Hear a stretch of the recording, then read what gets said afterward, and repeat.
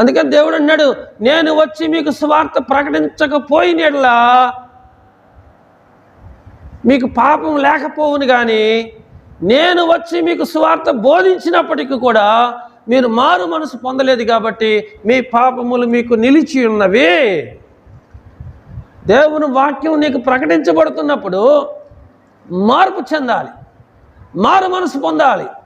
దేవుడు నీకు ఇచ్చిన అవకాశాన్ని నువ్వు సద్వినియోగం చేసుకోవాలి.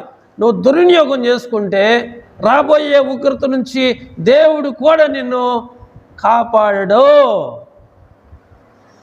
నోవాహు దినాలు మీరు చూసినట్లయితే నోవాహు తనకు కలిగిన పనులన్నింటినీ విడిచిపెట్టుకొని దేవుడు చెప్పినట్లుగా ఓడను తయారు చేస్తూ ఉన్నాడు. ఆ ఓడ చాలా కాలం తయారు చేస్తూనే ఉన్నాడు. తనకు సంబంధించిన పనులన్నింటినీ ప్రక్కన పెట్టుకొని దేవుని చిత్తాన్ని జరిగించాడు నోవాహు. అలా నోవాహు పడవను తయారు చేస్తున్నటువంటి తరుణంలో చాలామంది ఆయనను విమర్శించారు, అపహాస్యం చేశారు, గేలి చేశారు, పరిహసించారు. అయినా వారి మాటలను పట్టించుకోలేదు.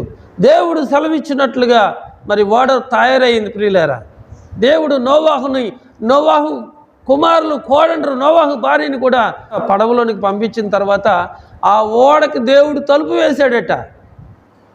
ఓడ తయారు చేసింది మాత్రం నోవాహు, కానీ ఓడకు తలుపు వేసింది మాత్రం దేవుడు. ఆ ఓడలో నోవాహును దేవుడు మూసివేశాడు. ప్రియులారా, దేవుడు తలుపు వేసేసాడు. ఎందుకో తెలుసా? నోవాహు హృదయం మారిపోయి మరలా బంధువులు, స్నేహితులు అందరూ వచ్చారు. తలుపు తీ, తలుపు తీ, నోవాహు తలుపు తీ, తలుపు తీ.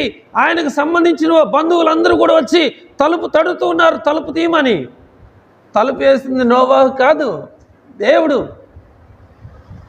గతంలో నేను చెప్పాను, రాహాబు యెరికో ఉగ్రత నుండి తన్ను తాను ఎలాగ రక్షించుకుంది, తన వారిని ఎలాగ రక్షించుకుందో నేను చెప్పాను. ప్రియులారా, తన తల్లిదండ్రులని, అన్నదమ్ములని, అక్క చెల్లెల్ని, వారికి కలిగిన ప్రతి ఒక్కరిని కూడా ఆ గృహంలో పెట్టుకుంది కనుక ఉగ్రత నుంచి, యెరికో ఉగ్రత నుంచి ఆమె కుటుంబీకులందరూ కూడా తప్పించబడ్డారు.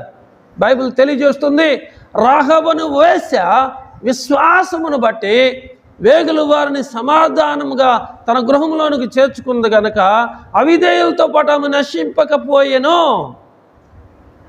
ఊరిని రక్షించాల్సిన పని లేదు, కనీసం నీ కుటుంబాన్ని నువ్వు రక్షించుకోవాలి కదా, నీ భర్తను రక్షించుకోవాలి కదా, నీ భార్యను రక్షించుకోవాలి కదా, నీ బిడ్డలను రక్షించుకోవాలి కదా. వారికి ఏ కష్టం వచ్చినా, ఏ బాధ వచ్చినా, ఏ శ్రమ వచ్చినా నువ్వు భరించలేవు కదా. మరి వారు నరకానికి పోతే నీకు ఇష్టమా?